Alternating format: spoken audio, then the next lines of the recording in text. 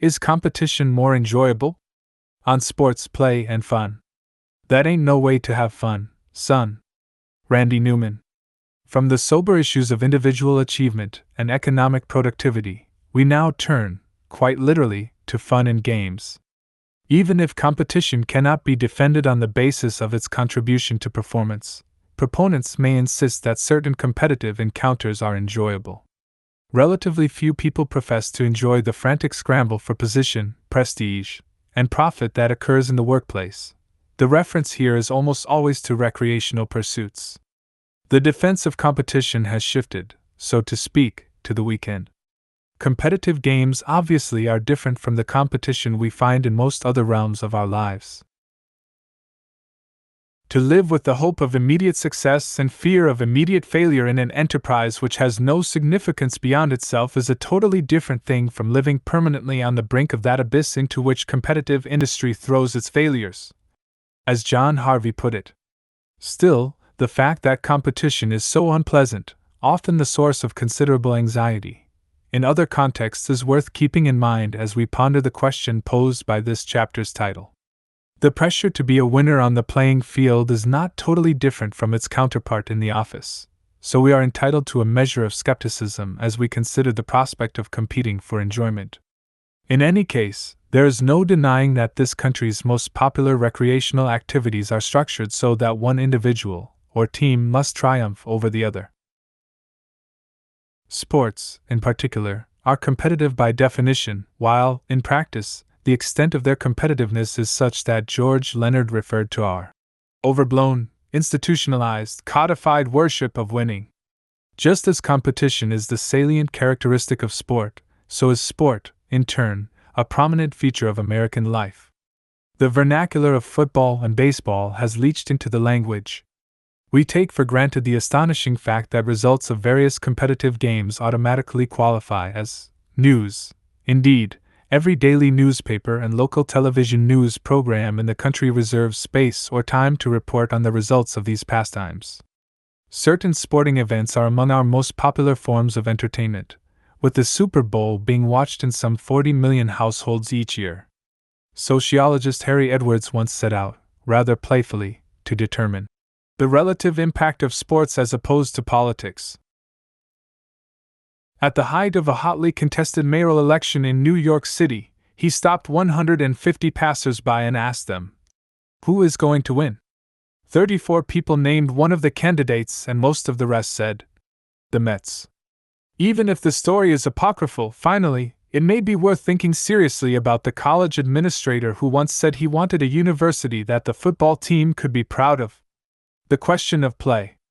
Except for the people who depend on them for their livelihood, sports, like all other forms of recreation, presumably exist for no other reason than to provide enjoyment.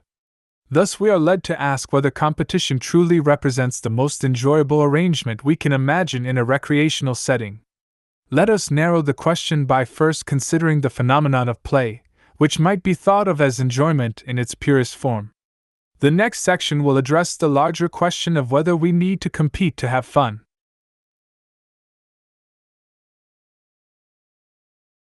As I noted in Chapter 2, one of the classic works on the subject, Johann Huizinga's Homo Ludens, goes so far as to suggest that play and competition are virtually synonymous. Other students of play, such as Roger Caillas and Jean Piaget, have treated competition as a kind of play, if not its prototype. I want to challenge not only Huizinga's extreme position but even the weaker claim that competition and play are compatible. To do so, it makes sense to begin by defining play. A review of the literature discloses considerable overlap, which is not to say consensus, among previous efforts. Huizinga, who goes on to argue that play is the touchstone of civilization itself, offers a rather broad definition. He proposes that play is a free activity standing quite consciously outside ordinary life as being not serious, but at the same time absorbing the player intensely and utterly, occurring within certain limits of space, time, and meaning, according to fixed rules. The critical part of this definition, I think, is the reference to freedom. Play must be chosen voluntarily, and it is chosen because it is pleasing. Other activities are commended to us because of their utility, their instrumental worth. Play, by contrast, is intrinsically gratifying, it is an end in itself. We do not play in order to master a particular skill or to perform well, although these may be adventitious results. The master aphorist G.K. Chesterton perfectly captured the spirit of play when he said, "If a thing is worth doing at all, it is worth doing badly." Results will not matter, in other words, if we love what we are doing for its own sake. That this idea seems peculiar, if not unnerving, to us is evidence of how little room our worldview makes for play. Play represents a process orientation, a concern for what one is doing in itself, as opposed to a product orientation, in which one's activity is justified by what it contributes to some other goal. Play, quite justifiably conceived as the opposite of work, has no goal other than itself. This is not to say that play cannot turn out to be useful, or cannot be encouraged for heuristic purposes. Adults, who are typically less process-oriented than children, often read serious business into children's play. It is seen as 1. An opportunity for the player to experiment with roles and cultural norms, develop the ego, and enhance a sense of personal competence. 2. An opportunity for the player to work through unconscious fears. 3. A diagnostic tool by which the psychotherapist can gain access to the child's inner life. And 4. A way to instill certain values in a child. The player, though, does not engage in play for these purposes, or for any purpose except to have fun. As soon as play becomes product-oriented or otherwise extrinsically motivated, it ceases to be play. 2 final points need to be made about the nature of play. First, while we sometimes speak of play as relaxing, it tends not to be homeostatic, that is, motivated by a need to produce a state of rest or balance. On the contrary, the person at play delights in seeking out challenges and overcoming them. Second, while all human behavior is in some sense rule-governed, and while we can and do play within specific structures, the tendency of play to be free suggests that it is also more or less spontaneous. Thus, rules, while not precisely inimical to play, may frustrate its purest expression. An activity might be said to approximate play in inverse proportion to the extent to which it is rule-bound. Huizinga was probably not the first, and certainly not the last, to complain that, with the increasing systematization and regimentation of sport, something of the pure play quality is inevitably lost. The real play spirit is threatened with extinction. He wrote that in 1944, and books lamenting sport's fall from grace, as it were, are still being published regularly. The diminution of playfulness is often high on the list of grievances. It is said that our leisure activities no longer give us a break from the alienating qualities of the work we do. Instead, they have come to resemble that work. The chief reason our recreation is like our work is that it has become more competitive. But sports, by definition, have always been competitive. By virtue of this fact, sports never really qualified as play in the first place. Although it is not generally acknowledged, most definitions of play do seem to exclude competitive activities. First, competition is always highly rule-governed. If the participants do not mutually define themselves as opponents, rules are mostly irrelevant, writes Frank Weiner. To be precise, they are not always irrelevant in the absence of competition. We will see shortly that non-competitive games, too, can have rules. Still, rules tend to be more numerous and more rigid in competitive activities. Second, competition often is motivated by a search for approval, which is an extrinsic motivator, and thus irrelevant to play. Third, and most important, competition is goal-oriented striving par excellence. Novak is quite right to insist that play is to be played exactly because it isn't serious. It frees us from seriousness. Competition, though, is very serious indeed, unavoidably so. Consider the following passage from Joseph Heller's novel Something Happened, in which a school gym teacher is complaining to the narrator about the behavior of the latter's son. "I tried to give him a will to win. He don't have one. He passes the basketball deliberately. He does it deliberately, Mr. Slocum, I swear he does. Like a joke. He throws it away to some kid on the other team just to give him a chance to make some points or to surprise the kids on his own team. For a joke. That's some joke, isn't it? When he's ahead in one of the relay races, do you know what he does? He starts laughing. He does that. And then slows down and waits for the other guys to catch up. Can you imagine? The other kids on his team don't like that. That's no way to run a race, Mr. Slocum. Would you say that's a way to run a race? No. I shake my head and try to bury a smile. Good for you, kid. I want to cheer out loud. For I can visualize my boy clearly far out in front in one of his relay races, laughing that deep, reverberating, unrestrained laugh that sometimes erupts from him, staggering with merriment as he toils to keep going and motioning liberally for the other kids in the race to catch up so they can all laugh together and run alongside each other as they continue their game. After all, it is only a game. Contrast the whimsical, mischievous, other-affirming, spur-of-the-moment delight depicted here with the grim, determined athletes who memorize plays and practice to the point of exhaustion in order to beat an opposing team. Clearly, competition and play tug in two different directions. If you are trying to win, you are not engaged in true play. Several investigators have come to just this conclusion. M. J. Ellis, in his study of play, writes that feelings of power, trophies, or money for the winners are extrinsic to the process. To the degree that competition is sustained by extrinsic pressures, it is not play. In this sense, competition and play are antithetical. Similarly, Gunther Luschen remarks that the more sport is extrinsically rewarded, the more it tends to be work, the less it tends to be play. But we do not even need to point to the trophies and the money. The very experience of having beaten someone else is extrinsic to the process itself. The presence of this reward structure in competition disqualifies it as play. Here, too, is sociologist Harry Edwards. The bracketing off of play from the activities of daily life predisposes it to restriction within non-utilitarian bounds.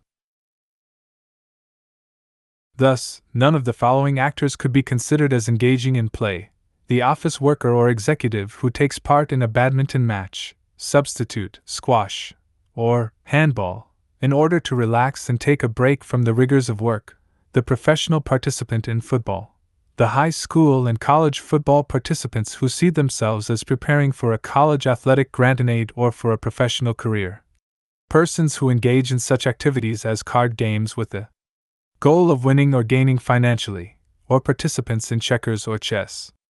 Edwards inexplicably stops short of making his generalization explicit. The point is that any activity whose goal is victory cannot be play. Another perspective is provided by psychologist Mihai Csikszentmihalyi's study of the flow experience, a sensation of total, unself-conscious involvement that is associated with play.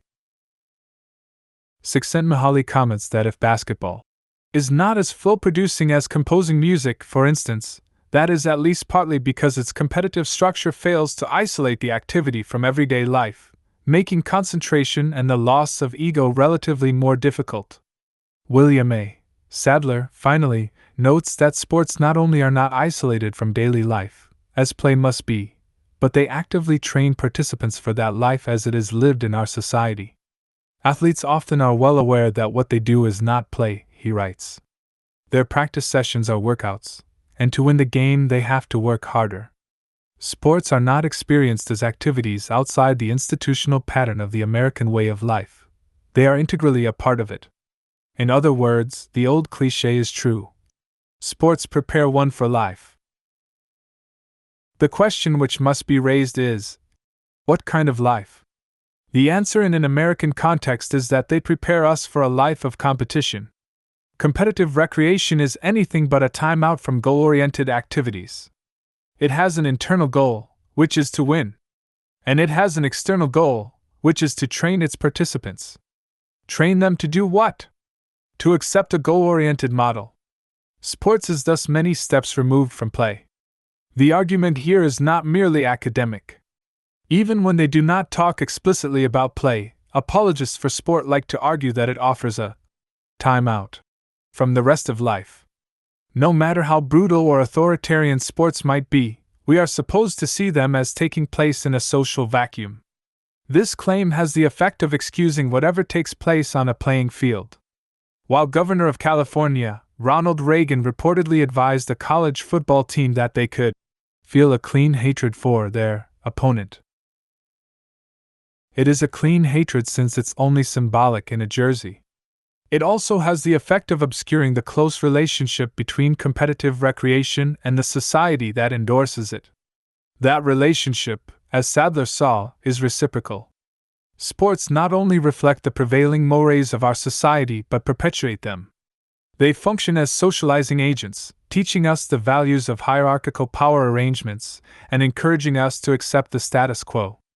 In a 1981 study of children's competitive soccer and hockey programs in New York and Connecticut, Guy Ingham Berliage was even more specific. The structural organization of these programs resembles the structural organization of American corporations. The values stressed in children's competitive sports are also similar to corporate values.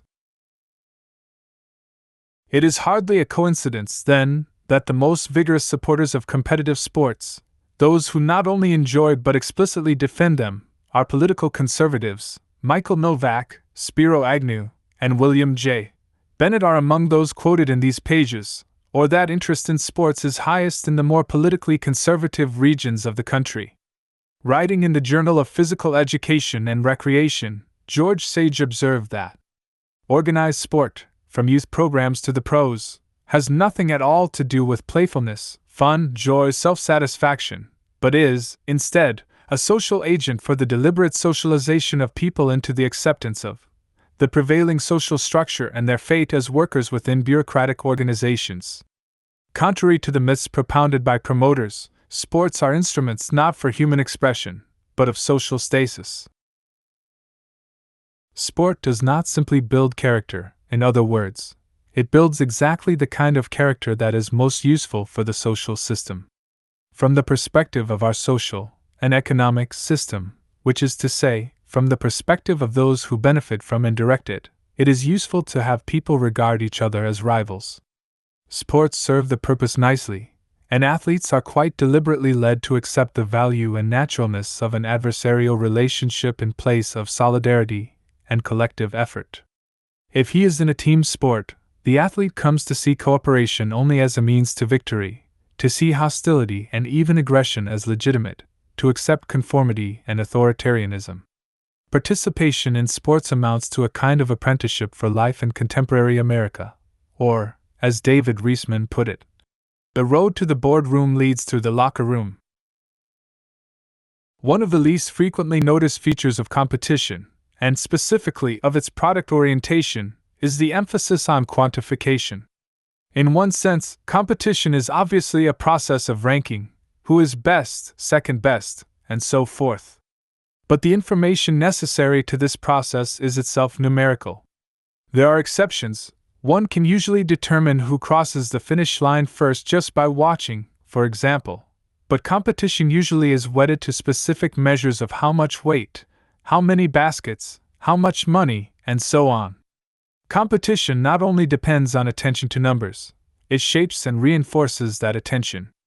By competing, we become increasingly reliant on quantification, adopting what one thinker calls a prosaic mentality. In the course of reducing things to what can be counted and measured, a phenomenon that obviously extends well beyond the playing field. Play, by contrast, is not concerned with quantifying because there is no performance to be quantified. Like the 7-year-old athlete who was asked how fast he had run and replied, "As fast as I could." The process-oriented individual gladly gives up precision, particularly precision in the service of determining who is best, in exchange for pure enjoyment. He who plays does not ask the score. In fact, there is no score to be kept. Within the confines of a competitive game, finally, there exists a phenomenon that could be called process competition. This is the in-the-moment experience of struggling for superiority that is sometimes seen as an end in itself rather than simply a step toward the final victory. Thus, college football coach Joe Paterno. We strive to be number one. But win or lose, it is the competition which gives us pleasure. For enjoyment to derive wholly from the process of besting another person is more than a little disturbing, but it does more nearly qualify as play since it is a process. What we need to ask is whether it really is the essence of competitive recreation. After waxing rhapsodic over process competition, Stuart Walker writes, "The philosophy athletes here announced is that the game's the thing, participation is what matters. But the questions they hear asked are, who beat whom? Who got the medals?" The modern competitor feels that to be approved, admired, respected, he must win. In fact, there is nothing especially modern about this phenomenon. The concern with who beat whom, the product of the event, is hardly an accidental feature of competition. It is not an afterthought that just receives too much attention these days. To structure an event as a competition is often to cause participants to struggle against each other in the moment, but it is first and foremost to designate a goal, victory. Process competition may exist as a pocket of play, though a rather ugly version thereof, but the overall effort is unavoidably product-oriented. It should come as no surprise, moreover, to find that this pocket will shrink. The last chapter considered the corrosive effect of extrinsic motivation upon intrinsic motivation. Any gratification from the game itself can be expected to diminish when an external reward, victory with its trappings, is introduced. And there is no competition without such reward. Overall, then, we must conclude that the pure pleasure of play excludes sports and all other competitive activities.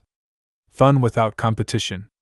To have challenged the identification of competition with play is not to have proved that competitive recreation cannot be enjoyable.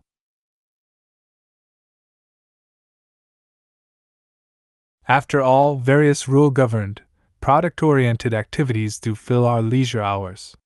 In particular, the popularity of sports does not seem to depend on whether they qualify as play. Enthusiasts of such competitive recreation often specify, and commend to us, its unique advantages, so these qualities bear close examination. They are as follows: exercise. The player improves his or her overall fitness, strength, and coordination. Teamwork. Team sports are said to promote a kind of group loyalty, an esprit de corps that can come only from working toward a common end such as the defeat of the opposing team. Zest. Without competition, we are sometimes told, recreational activities would hold no interest for us. Even critic George Leonard concedes that competition, like a little salt, adds zest to the game and to life itself. Betty Lehan Harrigan uses the identical metaphor. The competitive impulse adds salt and pepper, the spices, to an otherwise bland and tasteless dish of aimless exercise. Competition is what makes it all worthwhile. Pushing oneself, in striving to win, the competitor is said to test his or her limits, to feel invigorated from the challenge, to experience a sense of sweaty accomplishment that is immensely gratifying. Strategy. Against an opponent, one has to think on one's feet as well as move them. To anticipate and counter the other's moves is to overcome an obstacle, which can be a lot of fun. Total involvement. Sports aficionados frequently describe the complete experiential engagement that they enjoy, the sense of having transcended time. This theme is enthusiastically sounded in two books written as paeans to sports: The Joy of Sports by Michael Novak and Winning, The Psychology of Competition by Stuart Walker, a doctor whose free time is spent on competitive sailing. The same concept is described by several psychologists. Abraham Maslow's peak experiences involve just such an unself-conscious immersion, while Robert J. Lifton calls this experiential transcendence, and Mihai Csikszentmihalyi, as we have already seen, refers to it as the flow experience. Existential affirmation. In sweeping, almost mystical language, several sports enthusiasts maintain that while competing one tastes perfection, asserts one's freedom, and triumphs over death. For Walker, the competitor enters a world of challenge, risk, and uncertainty and for a few moments recreates it in accordance with his own design. For Novak, the winner wrestles with being and non-being. Each time one enters a contest, one's unseen antagonist is death. It is the exercise of freedom against the darkness. One becomes, more than self, expressing the highest human cravings for perfection. For Gary Warner, competition is so valuable because every life needs moments of exaltation.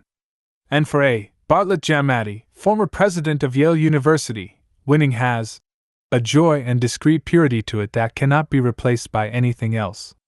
Thrill of victory. Some people, finally, report that beating someone else is an intrinsically, irreducibly satisfying experience. A careful analysis of these enjoyments reveals that none of them, except the last, actually requires competition. William Sadler put it well: we should not make the mistake of equating meeting a challenge with competition. There are many sports which can be exciting, can test the abilities and skills of individuals and groups, can bring harmony and happiness, can provide healthy exercise and an exhilarating change from the workaday world, can reunite persons with nature, can express the highest human values, which do not require competition. Let us take each advantage in turn. First, physical fitness obviously does not require competition, or even any rule-governed game. As the recent popularity of aerobics and other non-competitive approaches to exercise makes clear, one can get a fine workout without a win-slash-lose structure.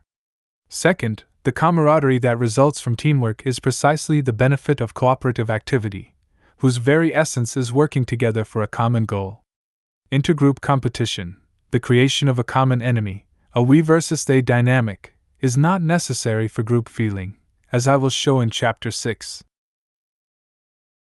The distinguishing feature of team competition is that a given player works with and is encouraged to feel warmly toward only half of those present, so cooperative activities are twice as desirable if this is our criterion. This comparison actually understates the case, since it does not account for the suspicion of contempt for, and even violence toward one's opponents that one finds in team sports. As for the claim that competition, like salt, provides zest, the metaphor may be more apt than its proponents intended. Salt contributes to hypertension and also becomes a substitute for the natural flavor of the food itself. Only when we come to depend on salt does food seem bland without it.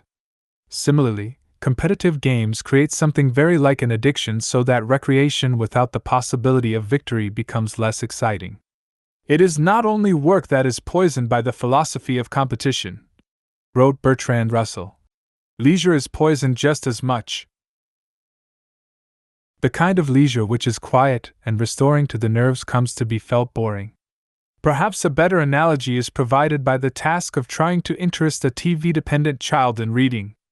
Books quickly exhaust an attention span that has been attenuated by television.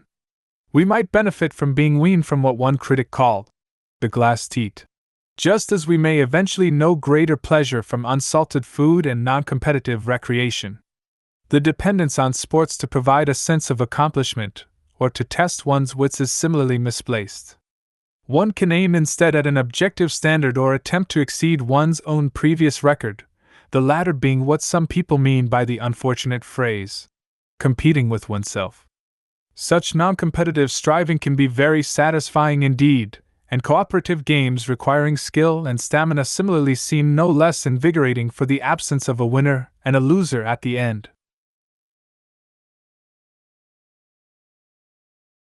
These games, as I will show shortly, often involve considerable strategy, proving that the obstacle to be overcome need not be another person. If large numbers of people defend competition because they want to be challenged, this cannot be surprising. It is the same confusion between achievement and competition that we have encountered before, and it is understandable given the hegemony of competitive games in our culture. Within such a game, striving is striving for victory, so someone who knows only competitive games will come to equate the two. The experiential engagement that includes transcending time does not require physical activity of any sort, let alone competitive activity in particular. Maslow and Lifton scarcely mention sports in their descriptions of the phenomenon, while Csikszentmihalyi, who does focus on recreation, not only includes dancing and rock climbing, but specifically states that competitive sports are less conducive to the flow experience than non-competitive activities.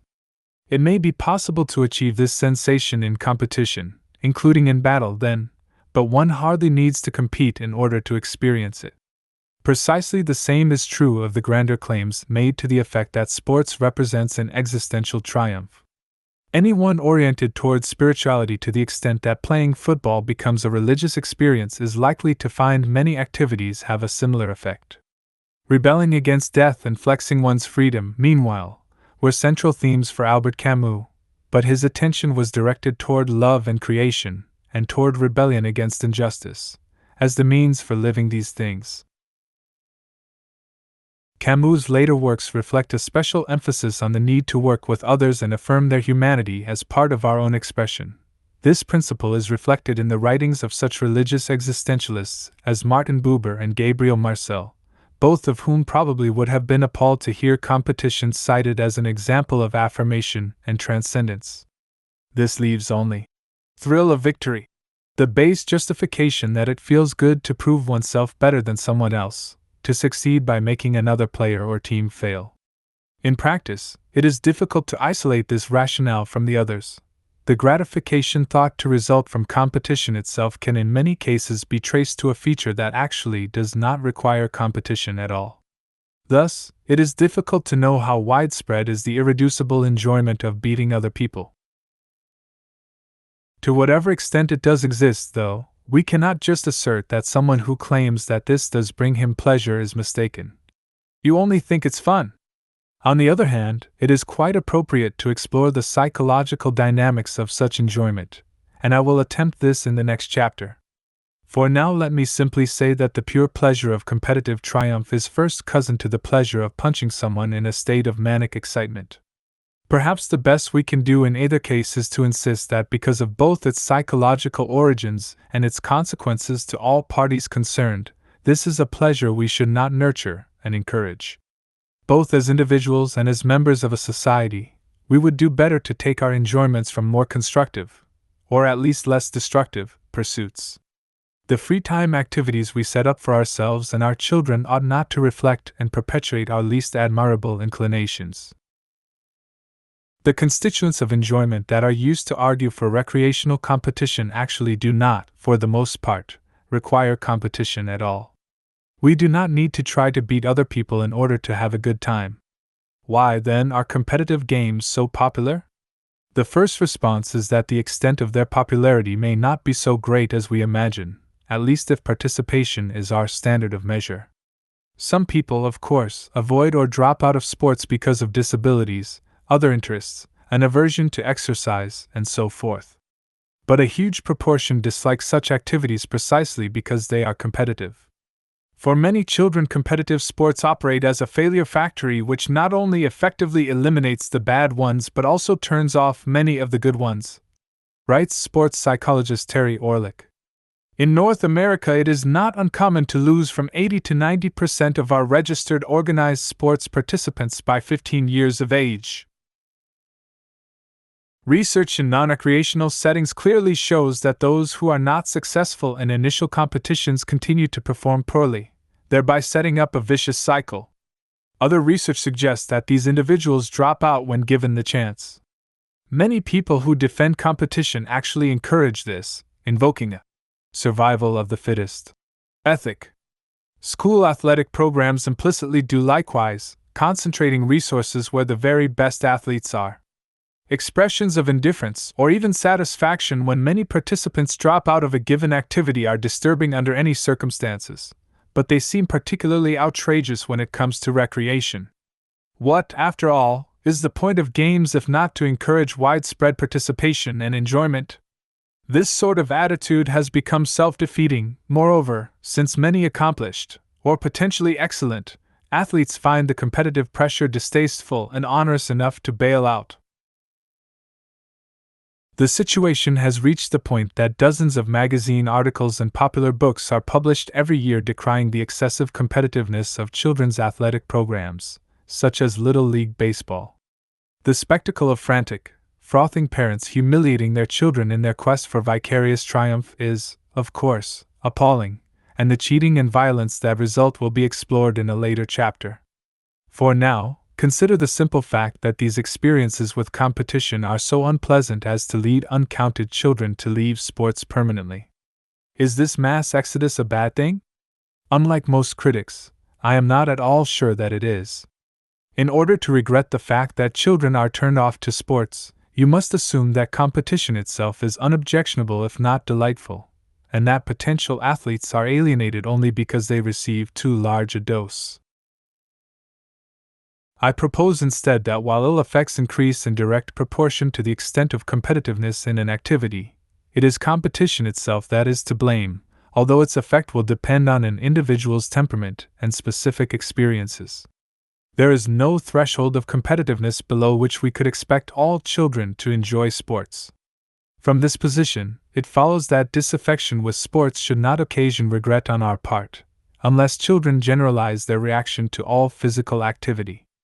My point in showing that the competitive dimension of sports is creating millions of future ex-jocks is not to argue that this is a tragedy, but only to show that the link between competition and fun is largely spurious. Some people quit sports outright, while others may continue participating from force of habit, out of an unrelenting need to demonstrate their competence, or for any one of a number of other reasons that have little to do with genuine enjoyment. For all the emphasis on competitive recreation in our culture, then, its popularity is not what it first appears.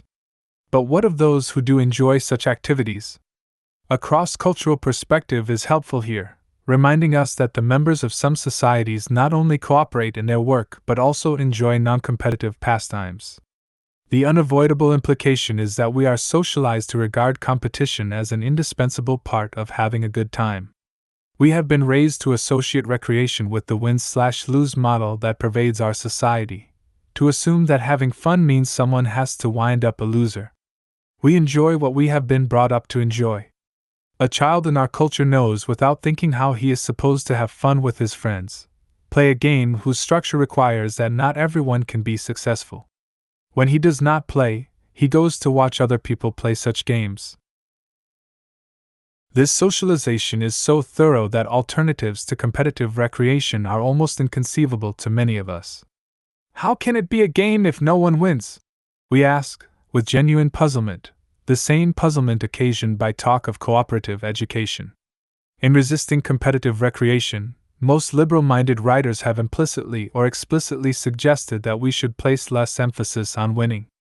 We can stop keeping score, for example, and try to shift our focus from winning to having fun. Every young athlete should be judged only on his own or her own. Sports psychologists Thomas Tutko and William Bruns urge. They should not be measured in terms of how they do as compared to others. This amounts to suggesting that we be less intentionally competitive even within a structurally competitive environment.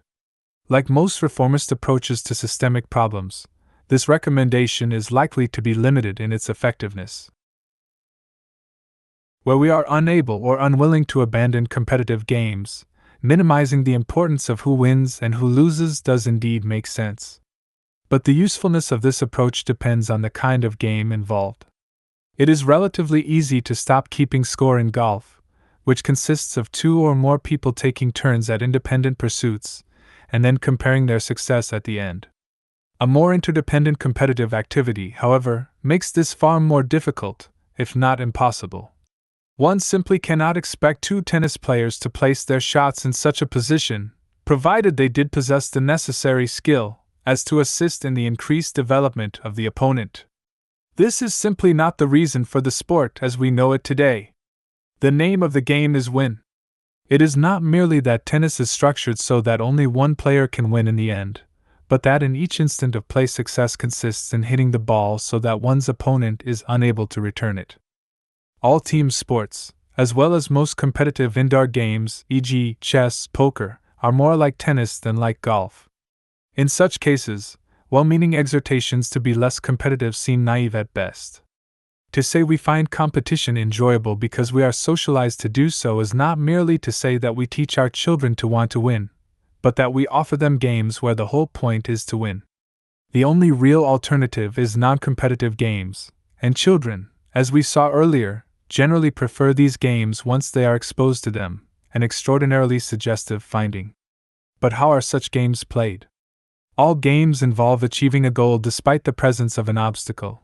In football, for example, the goal is to move a ball from one point to another, and the obstacle is the other team.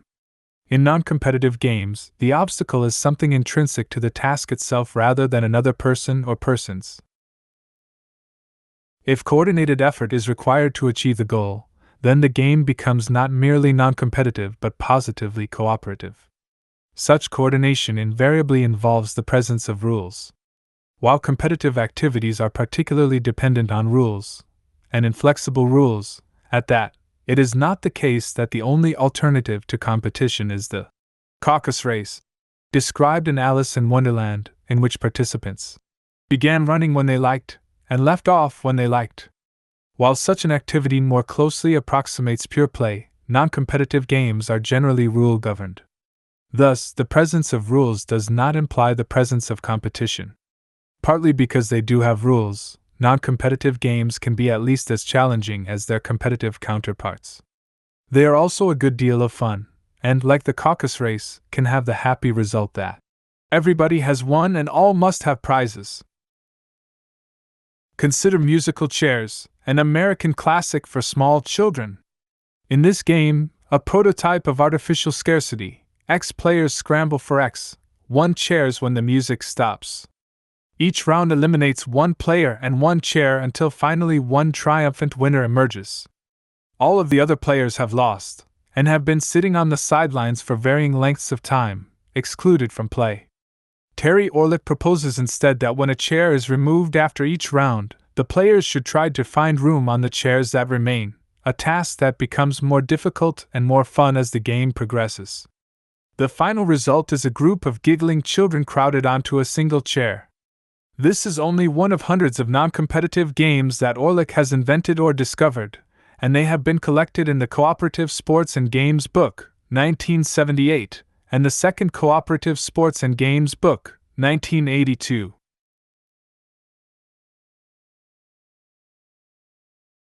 Another good collection is Jeffrey Sobel's Everybody Wins, Non-Competitive Games for Young Children, 1983. As early as 1950, Theodore F. Lentz and Ruth Cornelius published their own manual of cooperative games. Among them are cooperative Chinese checkers, the object of which is not to move one's marbles faster than the other player but to coordinate the 2 players' movements so that they reach their respective home sections simultaneously. In cooperative bowling, similarly, the purpose is to knock down the 10 pins in as many rounds as there are players. A very challenging task indeed. Other cooperative games require that each player make a specified contribution to the goal, that all the players attempt to reach a certain score, as in cooperative shuffleboard, which requires a modified court, or that all players work together against a time limit. Orlick also has diffused the competitive element in more traditional games by manipulating the scoring procedures or constitution of teams. In Bump and Scoot volleyball, for example, a player who hits the ball over the net immediately moves to the other side. The common objective is to make a complete change in teams with as few drops of the ball as possible. A small family business in Ontario, Canada, called Family Pastimes manufactures about 50 indoor games for adults and children, including cooperative versions of chess, backgammon, Go, Scrabble, and Monopoly. There may well be other such publications and products, but with a little ingenuity anyone can invent or reinvent many such games. Change the rules of Scrabble, for example, so that the 2 players try to obtain the highest possible combined score. Allow each to see the other's letters. The game is at least as challenging with this adaptation, given that one must be thinking about saving certain spaces on the board for one's partner and anticipating later developments from a joint perspective. Note the significance of an opponent becoming a partner. This is far more than a semantic transformation. The entire dynamic of the game shifts, and one's attitude toward the other players changes with it. Even the friendliest game of tennis cannot help but be affected by the game's inherent structure, as described earlier. The 2 players are engaged in an activity that demands that each try to make the other fail. The good feeling that attends a cooperative game, the delight one is naturally led to take in another player's success, may cast in sharper relief the posture one routinely adopts toward other players in competitive games, perhaps without even being aware of it. Cooperative recreation can, in other words, allow us to experience retrospectively just why competition is less enjoyable, and less innocuous, than we may have otherwise assumed.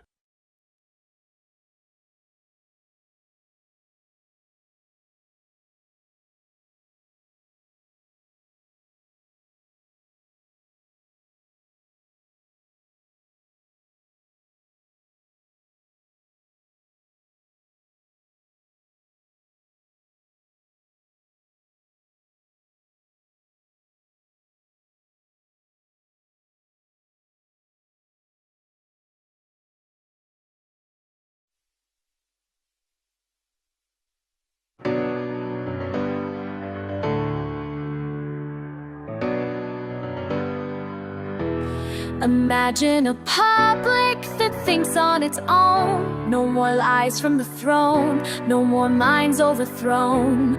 We don't choose our path through politics and fear. We let science and logic draw the future near.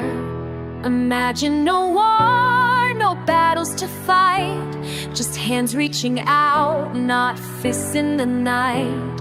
Working together, no enemy lines, just solving our problems one solution at a time. When the power of love overcomes the love of power, the world will know peace. Imagine no hunger, no scarcity game. The market is broken and profits to blame.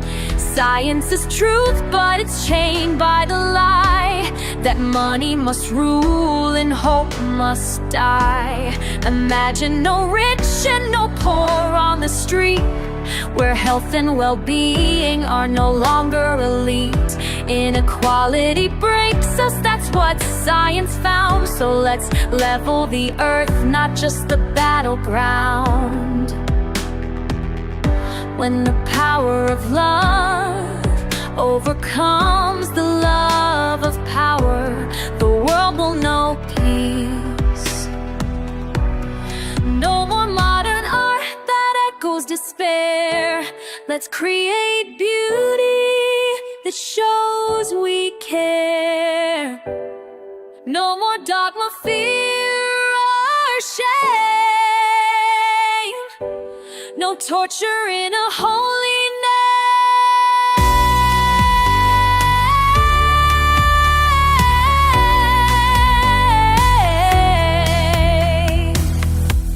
Imagine clean air, green ocean skies, but science to lead and truth that never dies. No poverty chains, no lives on the brink.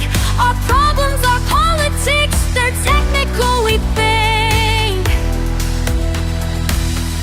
When the power of love overcomes the love of power, the world will know peace.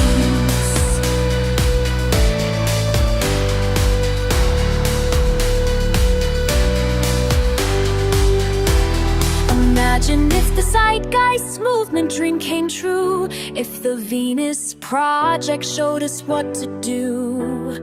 A world built on reason, not economy's plea, where the scientific method sets all people free.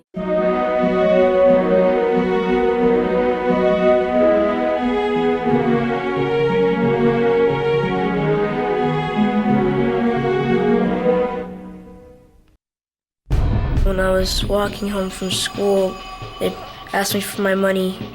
I said no. And all my friends ran home because they were scared he might punch them too. I was screaming, but he just wouldn't stop. He always said he would hit me. I just didn't think he actually would. I don't know what I did, but they just kept on kicking me. They tied me up and dragged me outside. They stripped me of my dignity. She said she was going to teach me a lesson. He said I wasn't listening. I didn't think he'd get so mad.